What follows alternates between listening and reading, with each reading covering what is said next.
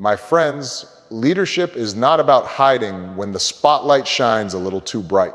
It's not about retreating when the questions get tough or when criticism comes knocking at your door. Leadership is about showing up every single day, even when it's uncomfortable, even when you'd rather walk away. Because the truth is, the challenges we face as a nation and the responsibilities that come with public office don't disappear when we do. Now, in this moment, we're reminded of something important. Democracy depends on accountability. If we expect our leaders to build a stronger future, they must be willing to answer for the choices they make, for the words they speak, and for the impact of their decisions. That is how trust is built. That is how progress is sustained. When leaders hide from that responsibility, it's not just about them. It weakens the very foundation of our democracy. History gives us some valuable lessons. Great leaders, from Lincoln to Roosevelt, from Mandela to Gandhi, were not remembered because they were flawless. They were remembered because when confronted with criticism, when confronted with opposition, they didn't run from it. They engaged with it. They listened. They learned. They grew.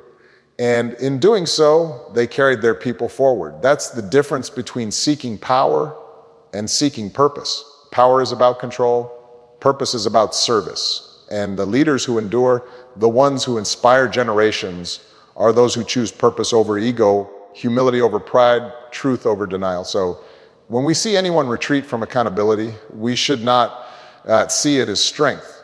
We should see it as what it is, fear of facing the truth. But here's the thing, the truth always has a way of catching up. The truth always comes to light, and it is only by embracing that truth that we can hope to move forward together. Because at the end of the day, this isn't just about one person, it's about all of us.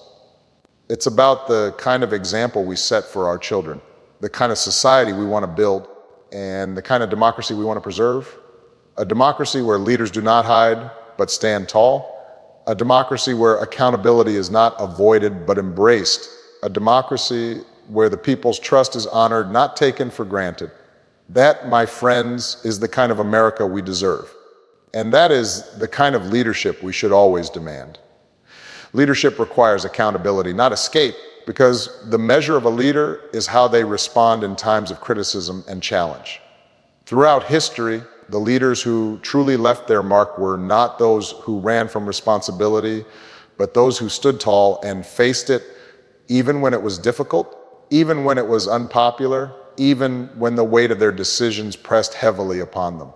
Accountability, in its purest form, is the acknowledgement that leadership is not about personal comfort or convenience, but about the duty to serve others with honesty, transparency, and courage. When individuals step into positions of power, they do not simply inherit authority, they inherit the expectations of those who entrusted them with that power. And those expectations demand that when mistakes are made, when challenges arise, leaders must not retreat into silence or avoidance, but instead meet criticism head on and demonstrate that they are willing to listen, adapt, and grow. This principle is not just a moral preference, it is the foundation of trust between leaders and the people they serve. If a leader only enjoys the spotlight when it flatters them, but disappears when it exposes them to difficult questions, they undermine the very idea of leadership itself. True leadership is tested not in moments of ease, but in moments of trial. It is easy to stand at a podium when applause fills the air. It is far harder to stand there when the questions are sharp, when the mistakes are visible, and when accountability is demanded. Yet that is precisely the moment when a leader reveals who they truly are. Running away from those moments may preserve one's ego in the short term, but it erodes the credibility and trust that every leader depends on to be effective. Consider the lessons we learn from leaders across history.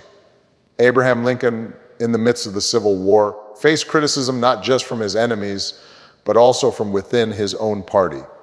He was accused of moving too slowly on emancipation, of being too lenient toward the South, of compromising too much.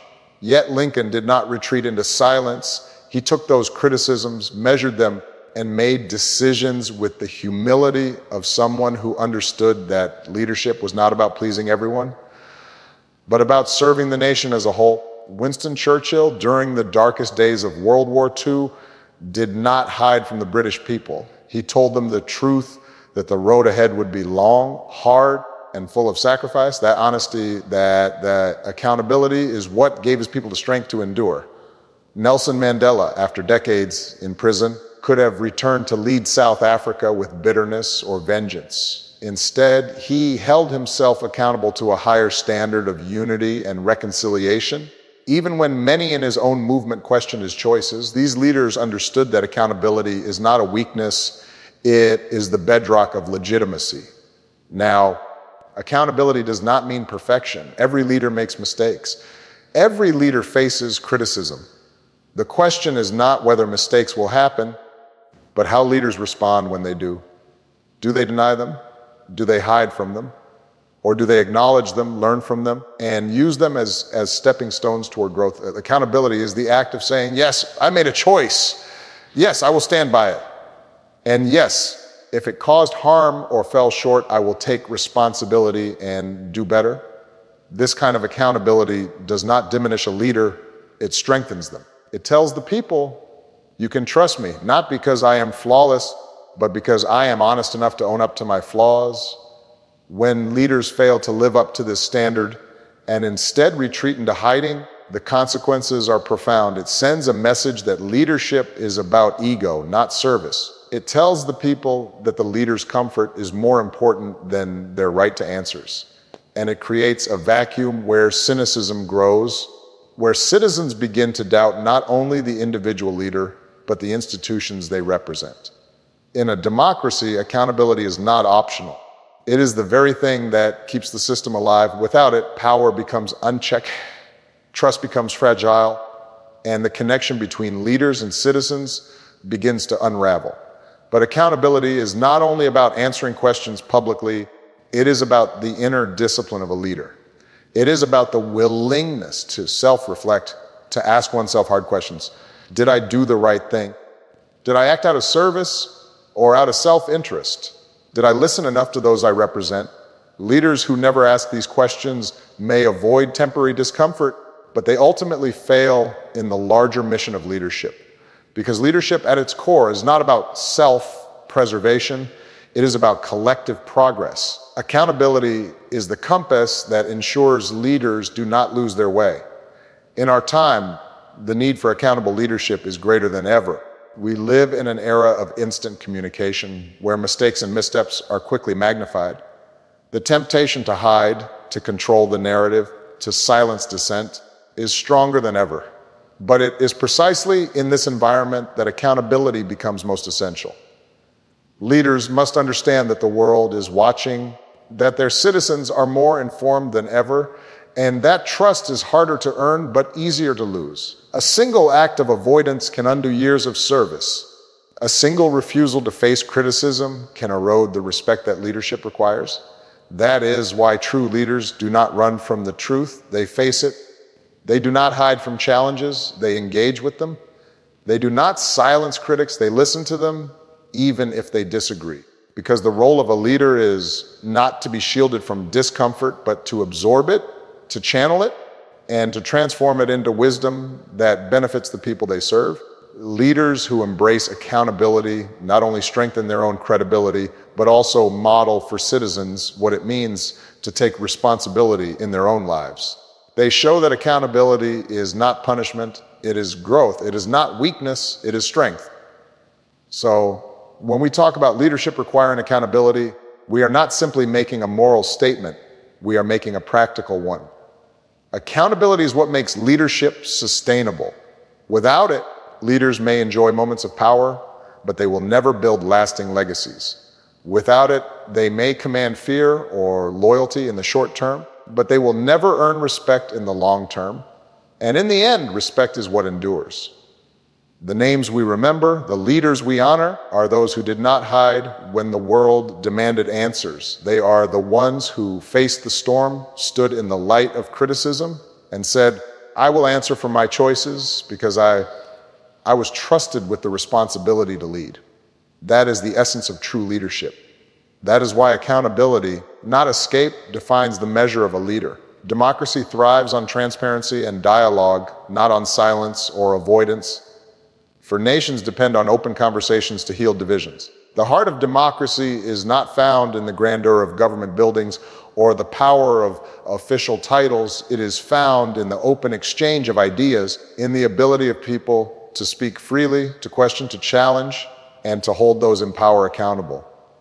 When this exchange is stifled, when leaders choose silence instead of engagement or secrecy instead of openness, democracy begins to weaken.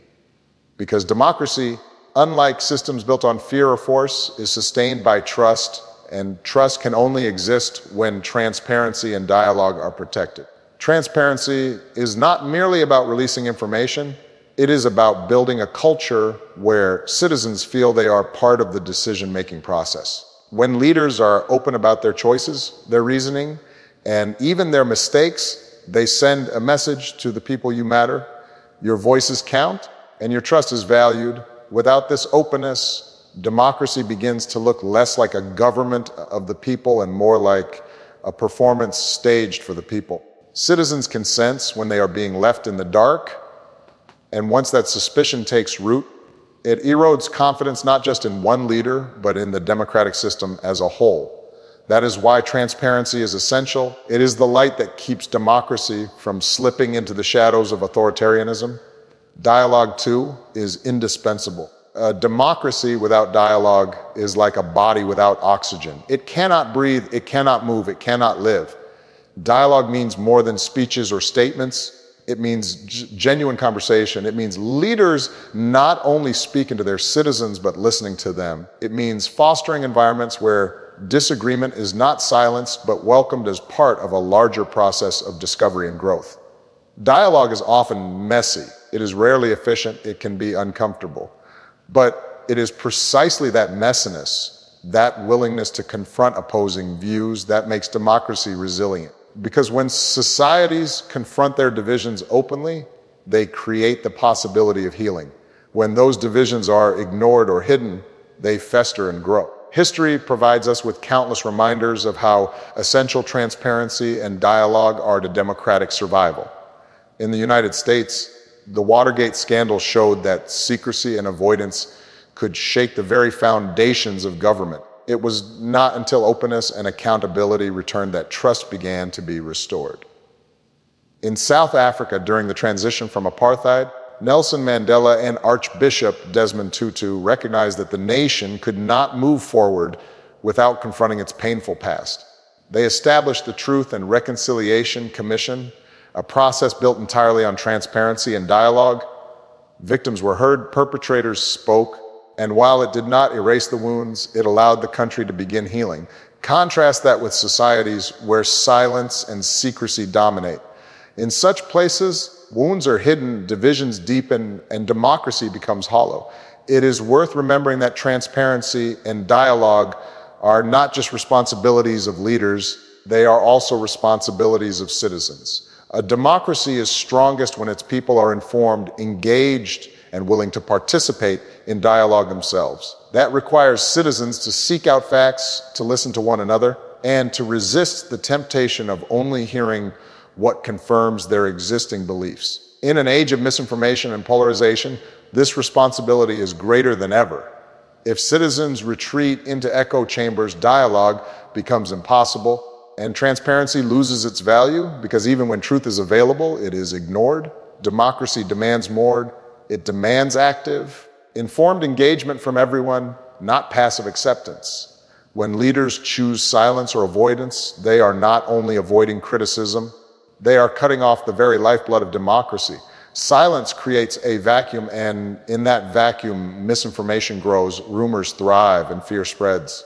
Avoidance signals weakness. It tells the people that their concerns do not matter enough to be addressed.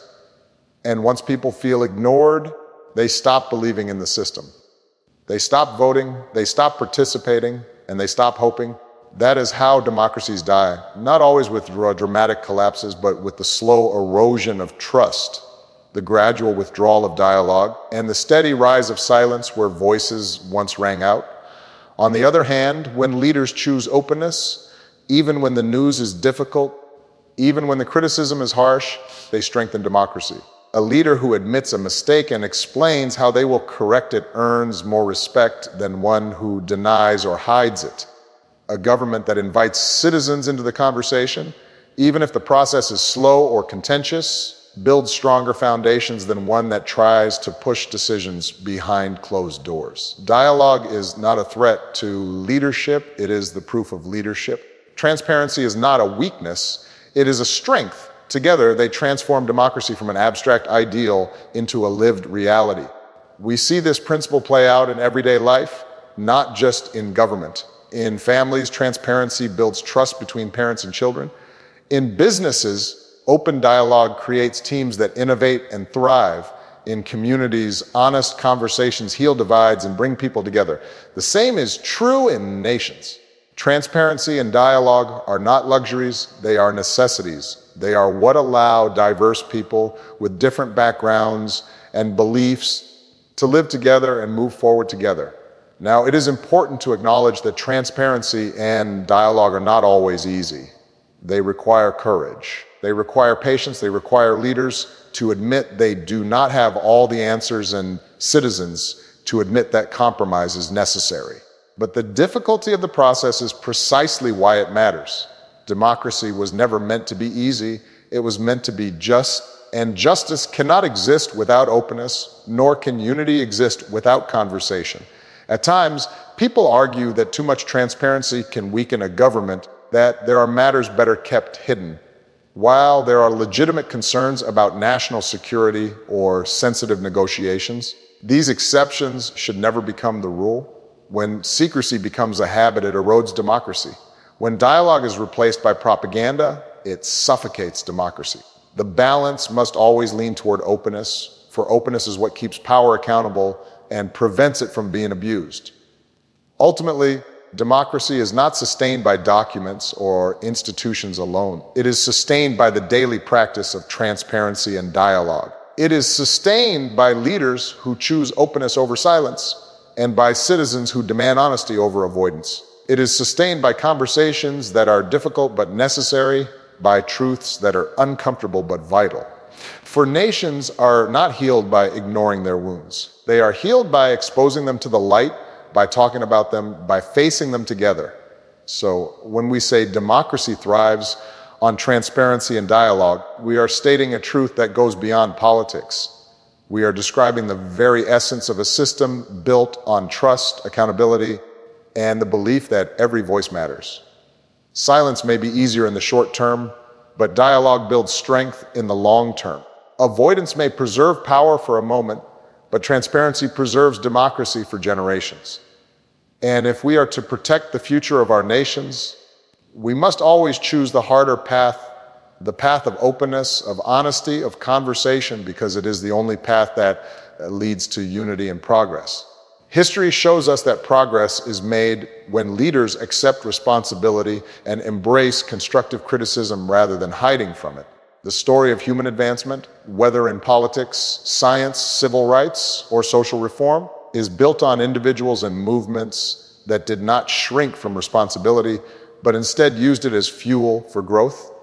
Leaders who changed the course of nations, who inspired millions, who left behind legacies that outlasted their lifetimes, were not people who ran from criticism.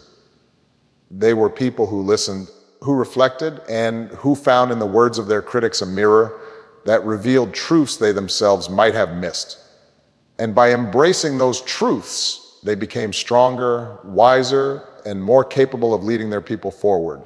Responsibility in leadership is not simply a matter of owning success. It is a matter of owning failure. Anyone can stand tall when victories are celebrated and achievements are praised. The true test comes when mistakes are laid bare, when decisions are questioned, and when failures are undeniable. That is when responsibility matters most. A leader who says, "This was my choice, and I accept the consequences," commands more respect than one who deflects, denies, or hides. Because responsibility, even in failure, demonstrates integrity. It shows that the leader understands that power is not about escape and accountability, but about bearing it with courage. Constructive criticism, meanwhile, is one of the most powerful tools available to a leader. No human being is infallible. No one person can see every angle, predict every outcome, or know every answer. Criticism, especially when offered in good faith, broadens perspective. It exposes blind spots. It challenges assumptions. And when leaders are humble enough to hear it, to learn from it, and to apply it, criticism becomes a catalyst for growth. Great leaders recognize that those who disagree with them are not always enemies, often they are teachers.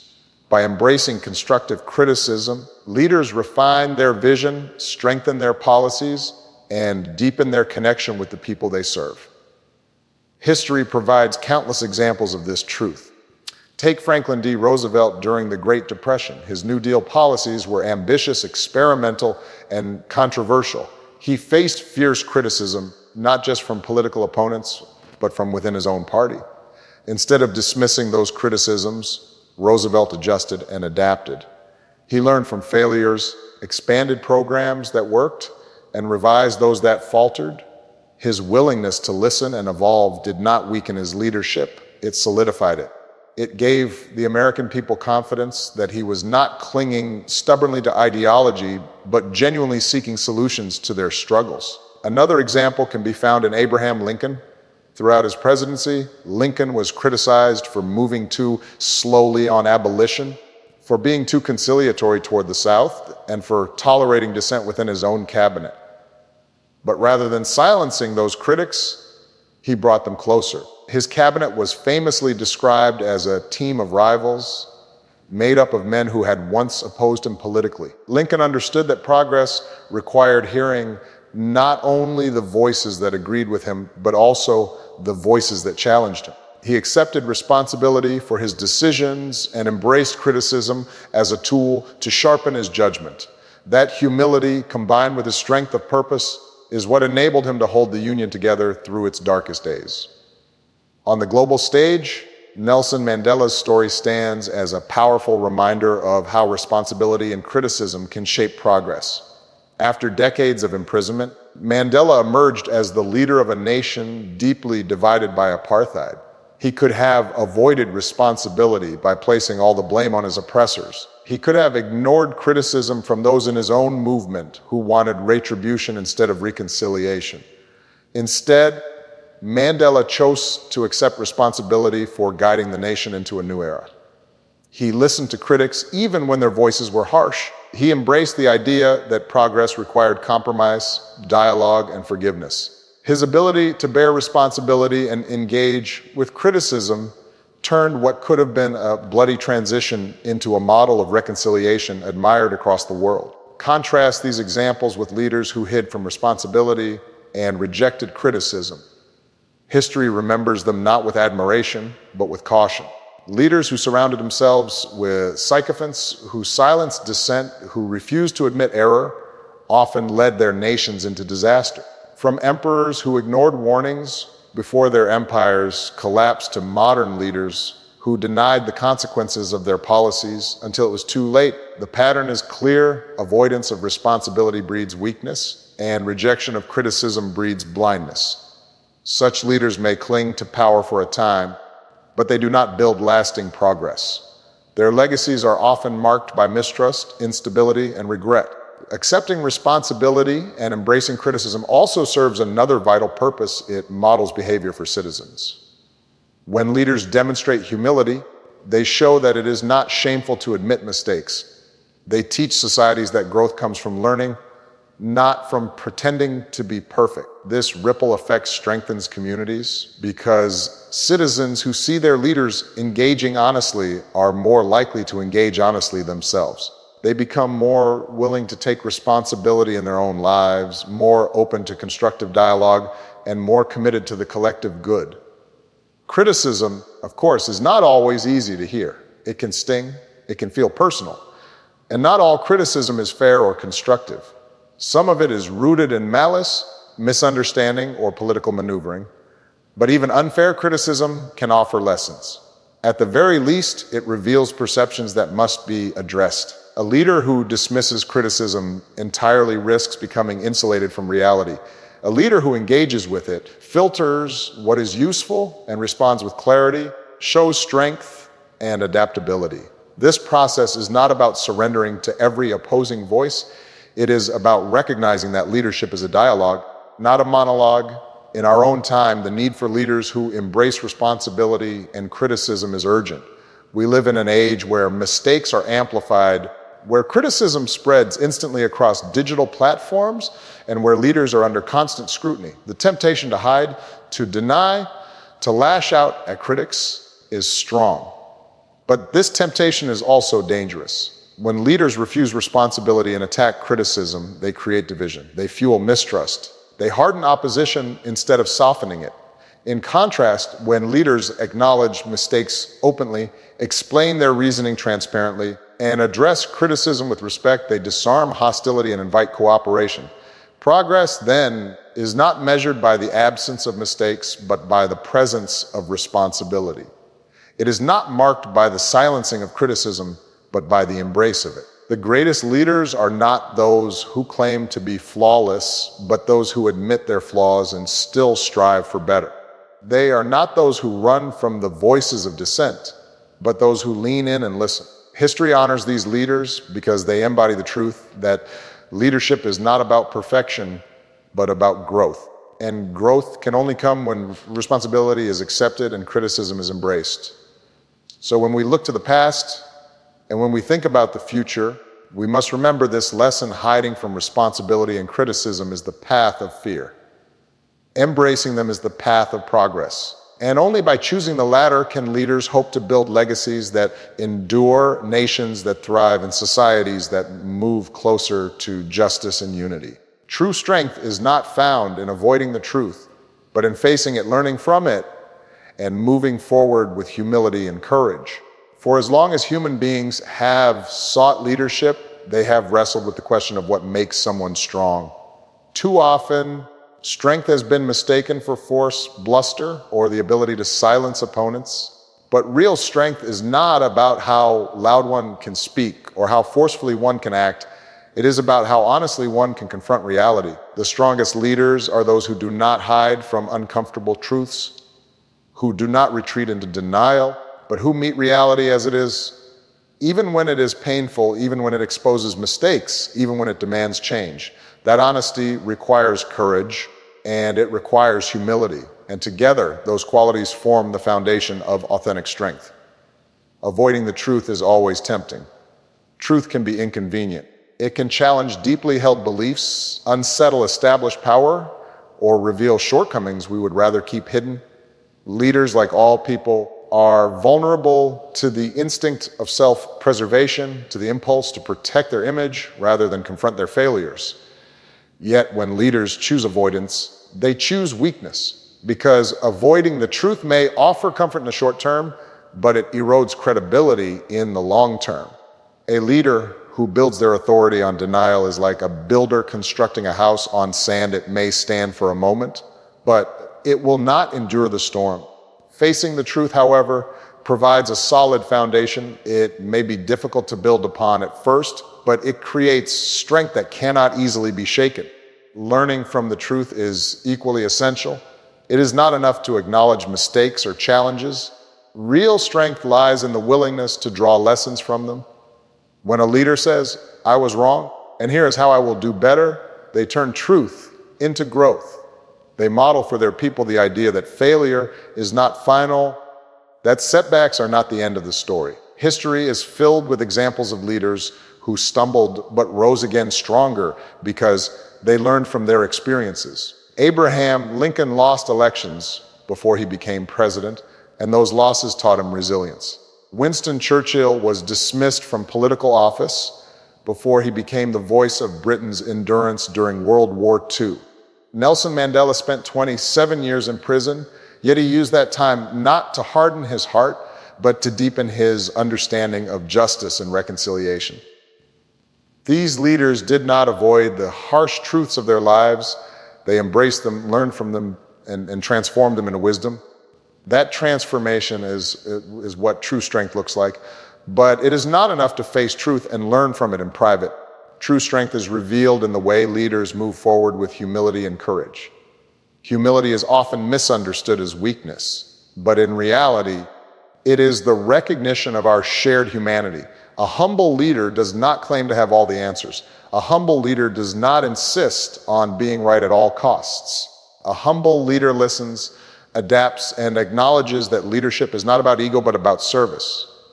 Courage, on the other hand, is the ability to act upon that humility, to make difficult choices, to stand firm when it would be easier to bend, to speak truth even when it brings criticism. Together, humility and courage enable leaders to move forward in a way that builds trust and inspires confidence.